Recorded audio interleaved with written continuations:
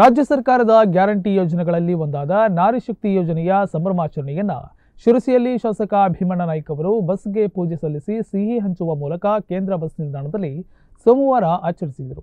ರಾಜ್ಯ ಸರ್ಕಾರದ ಗ್ಯಾರಂಟಿ ಯೋಜನೆಗಳಲ್ಲೊಂದಾದ ನಾರಿ ಶಕ್ತಿ ಯೋಜನೆಯ ಸಂಭ್ರಮಾಚರಣೆ ಪೂಜೆ ಬಳಿಕ ಬಸ್ ಏರಿ ಮಹಿಳಾ ಪ್ರಯಾಣಿಕರಿಗೆ ಟಿಕೆಟ್ ನೀಡಿ ಬಸ್ನಲ್ಲಿ ತಾವು ಪ್ರಯಾಣಿಸಿದರು.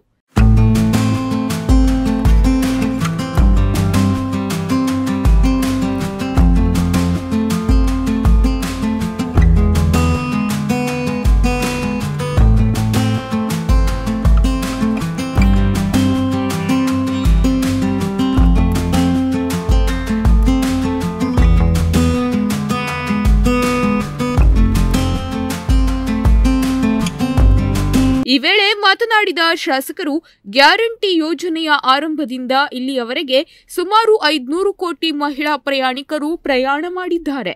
ಈ ಯೋಜನೆಯಿಂದ ಬಹಳಷ್ಟು ಮಹಿಳೆಯರು ತಮ್ಮ ಜೀವನವನ್ನು ಕಟ್ಟಿಕೊಂಡಿದ್ದಾರೆ ಎಂದು ಹೇಳಿದರು.